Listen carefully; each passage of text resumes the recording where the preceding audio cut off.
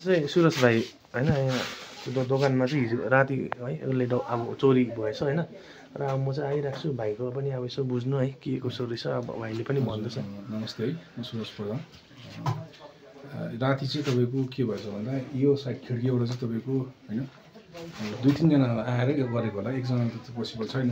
आइकन तपाईँको खिड्की खोलेछ, खिड्की चाहिँ मेरो गल्ला राखेको थिएँ, त्यो गल्ला नि तानिकन लगेछ क्या तपाईँ। कति जस्तो थियो गल्लामा? 30 साइजहरू थियो होला, मैले कम्प्लेन चाहिँ गरेको थिइनँ होइन। त्यो म प्रायः जम्मा चाहिँ त्यसमै गर्दै थियो, हुँदै थियो तपाईँको त्यहाँ गोजीमा खाने मासिन्छ होला भनेर चाहिँ म त्यहाँ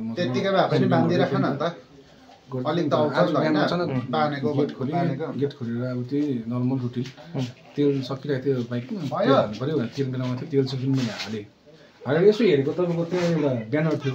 ब्यानर कस्तो भन्दा तपाईँको उतावली केही देख्दैन क्या, त्यो के छ थाहा पनि थिएन। ब्यानर त तपाईँ झरिरहेको छ हो, आज ब्यानर चाहिँ कसरी झऱ्यो भनेको त म त त्यस्तो मुनि हेरेको तपाईँको त गल्ला छ त तपाईँको छैन।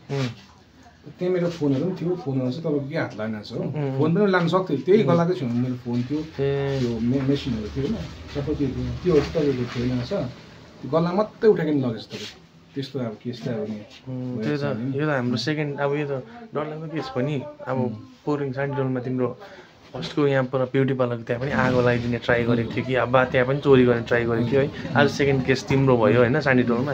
अब यसरी चाहिँ के हुन्छ भने अब प्रशासनलाई चाहिँ अब हामीले कि अब उहाँहरूलाई पनि यसो है भन्ने CCTV चाहिँ जडान गरिदिनुहोस् भनेर चाहिँ अब धेरै अगाडिदेखिको भन्दैछु है। तिमीले के भन्छौ भाइ यस विषय? चाहिँ त्यही हुन्छ, CCTV चाहिँ अब कम्पलसरी लाउनु पर्ने रहेछ स्ट्रिटमा होइन। अन्त त्यो छ भनेदेखि हामीलाई होइन हेल्प हुन्छ नि। आज मेरो त्यही केस भयो, CCTV नभएको कारणले गर्दा अब कतै अब मेरो त्यो सुलाकै पाउनु सकिनँ, यता पनि अब एभाइलेबल छ, लेफ्टमा पनि राइटमा पनि त्यस्तो भएर चाहिँ तपाईँको फेरि हिजो बत्ती पनि गएको, त्यो भएर अहिले मलाई त्यसको चाहिँ केही हेल्प छैन है। त्यो भएर चाहिँ अहिले म चाहिँ अलिकति अब यो चाहिँ तिमीलाई कस्तो अब मतलब मत्थुहरूसम्म अब डाउट छ कि के जस्तो लाग्दैछ? चोर प्रोफेसनल हो कि के जस्तो लाग्दैछ तिमीलाई? यो चाहिँ म जहाँसम्म लाग्दैछ मेरो दोकानमा आउने मान्छे हो है, त्यसले सबै निगरानी गरिकन कता के राखेको छु मैले, गल्ला कता पोजिसनमा छ त्यो सबै हेर्दैन। उता त मेरो भिजिबल थिएन नि त, त्यो मेरो छुपै थियो खिड्कीमा त ब्यानर लाग्थ्यो मैले, त्यहाँबाट त केही देख्थेन पनि।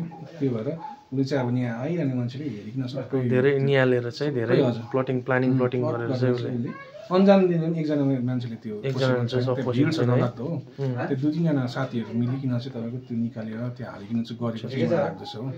र अब यस विषयमा चाहिँ अब भाइले जिडी चाहिँ गर्छौ होला होइन? जिडी पनि एउटा गर हरबडीमा तपाईँको गएर मैले त अनरिटर्न चाहिँ दिएको छुइनँ। अच्छा अनरिटर्न अब एउटा जिडी गरेर चाहिँ है। अब यसमा चाहिँ अब हाम्रो पनि यहाँ अब पोखरीमा अब सान्डिडोल एकदमै होइन एकदमै अब बदनाम भइसकेको छ यस्तो चिजहरूले होइन।